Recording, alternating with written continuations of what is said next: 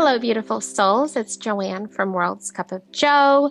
Awaken your soul. I'm here also with Elizabeth, and we are getting deep on twin flame soul talks with all of you. You know how we like to get deep so you can shift deeper in your twin flame connection.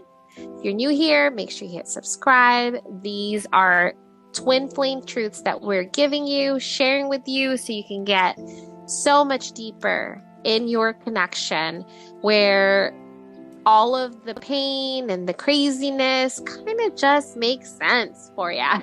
So Elizabeth has a question for us and we're going to get deep on it. Go ahead, love. Hey everybody, I'm excited about this question. Let's get started. Is there such thing as a false twin flame? So twin flames are two polarities, one soul and two bodies. And it's either your twin flame or they're not. And everyone else are just that, everyone else. And what I think can get confusing or people can get hung up on is that to begin with, it's really so much things to have to worry about with the terminology of twin flames. Now you got yourself talking about twin flames, false twin flames, and then there's a second tier twin flame and a third twin flame and a fourth twin. Just kidding. What I'm saying is there comes a point where it's just a yes or no and a black and white. And there is a twin flame for you, whether you met this in this lifetime or it's someone who hasn't met their twin flame and they still have one. They just haven't met them in this incarnation. And so if you have a twin flame or are in a twin flame connection, other twin flames, pretend twin flames, a psych, like I'm psyching you out on this twin flame thing right now. I want to make sure I confuse the heck out of you. Your twin flame is you. That's all. It's an awakening. It's experiencing who you are. Now, there might be people that get hung up on the term twin flames, and they might meet someone that really changes their life. But there's one way to really know if you're in a twin flame connection or not. And that's really where it comes down to, is the way that this energy works. It is you as a twin flame that knows when I'm able to align with soul, when I get to this place of soul, my twin flame comes. And so the false twin flame, I think that's why it's so confusing, because really it's just your soul family. There are people that are vibrating in your energy, and there's just people that you can vibe with. And so it might really be confusing when there's similar ones that you resonate with. But that's why you can identify the difference between a narcissist and a twin flame, between somebody that has a codependency with a twin flame, because the twin flame is your soul. So there isn't anybody else that has your soul. They are you in another body. There's a deep inner knowing that no false twin flame can touch. So I want everyone to just get away from trying to figure out, is this my false twin flame or is this my real twin flame? There's that inner knowing that just knows this is my person. Again, because of the terminology, there's no one else other than your twin flame. There's twin flames and then everyone else, soulmates, people can call it karmic, whatever terminology you can give it.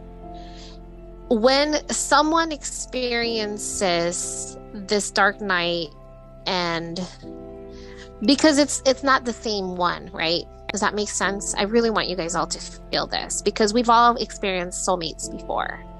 And so if you've truly experienced a dark night and you're in this journey forever, that's what I mean by that. Like, this is what makes a twin flame different from anyone else, including all these other terminology that is just another soul. You all know the dark night you've experienced, right? We know it's a dark night. We were waking up to ourselves and identifying who we are. Talked about this before, love. You have a friend that they thought sounded like a really addictive situation, but they got to move on and they got to live their life normal. So they could have a form of something where they are also finding certain paths, but it's not going to be as deep. It's not going to be as intense. And the ascension process isn't going to be continuous. There will come a point where they stop. So it's not going to make you constantly align, get deeper, and reawaken and have multiple dark nights with, unless it is your soul. It's not as intense, it's not as deep, and it's something you can forget. You can move on from. That's why I hear all these people that are so-called teachers that are so against the twin flame connection. And I always wonder, like, how come they can forget their twin flame? So does that mean they didn't have a twin flame? Because why can't I can't forget mine, no matter how much I try. And this is why we talked about that one video where it says cord cutting, right? Like, why can all these people be normal and move on from this person? Clearly something is wrong with me. And that's why we want you to know there is no other terminology that can express and explain this shift of awakening that takes place, that it's deeper, that shakes your life, that moves it around, that is as intense. Now, you can think back of all your other relationships. There might be some form of like addictiveness. There might be some form of like getting to know yourself. But did you truly have an earth-shattering, soul-shaking, mind-bending experience that is continuous and never stops? That's the difference. That's the difference. If there's a terminology for another soul that you think you felt like, hey, this is not my real twin flame, and you got over them, then you've answered your own question. You got over them. You got over them. How can it be so many years? And that love is still unconditional. There is no rhyme or reason to describe and explain that. And that's what I told you. I'll hear like these people that say, oh, I no longer believe in twin flames. And they'll explain their situation and how they've recovered. And then I go back and I get deep and then I'm like, how cool is it that they're not obsessed with their twin flame anymore? And then I'm like, so what's wrong with me? This is lifelong. It's forever. You could have moved on with a soulmate, but holy smokes, your twin flame is still within you. It's still inside you. It is you. It is immersed inside you. It is everything, and everyone can understand it.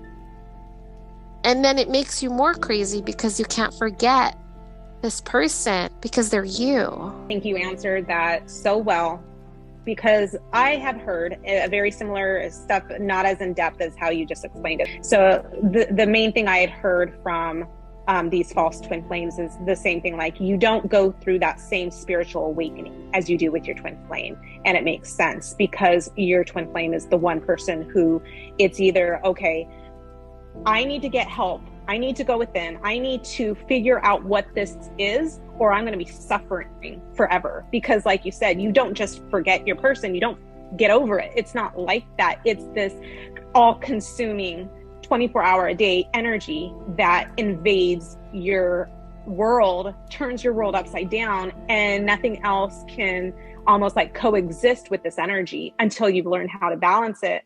So it's like, I can get that you can have addictive energy towards other people, but it's not going to be the impetus to literally change your life, to awaken you, to flip your world upside down and do the inner work that's needed to feel the peace, in contrast to the pain that this connection brings when you have gone through your dark night.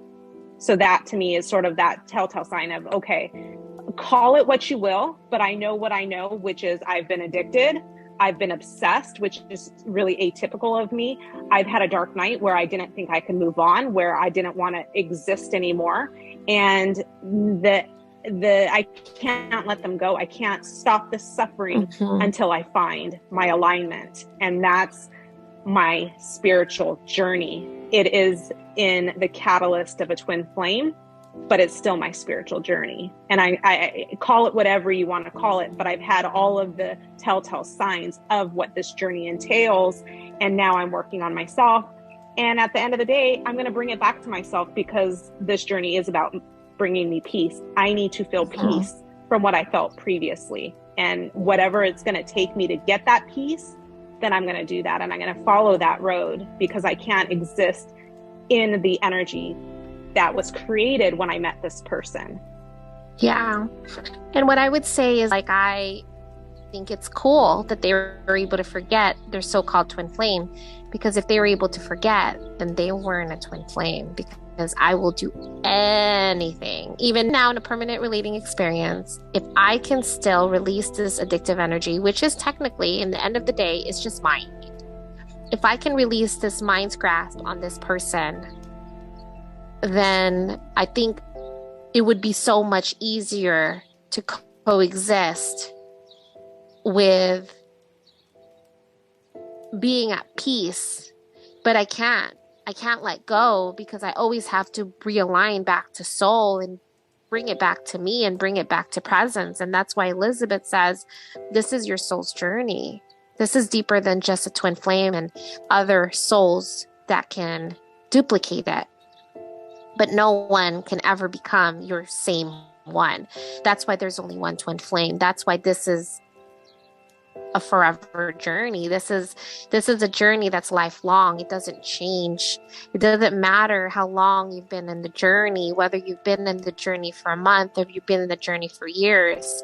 The pain, the anguish, the confusion, it's ongoing. It might not be as strong as that first dark night, but there's still that ongoing battle with addictive energy and mind that is so hard to recover from and move on from.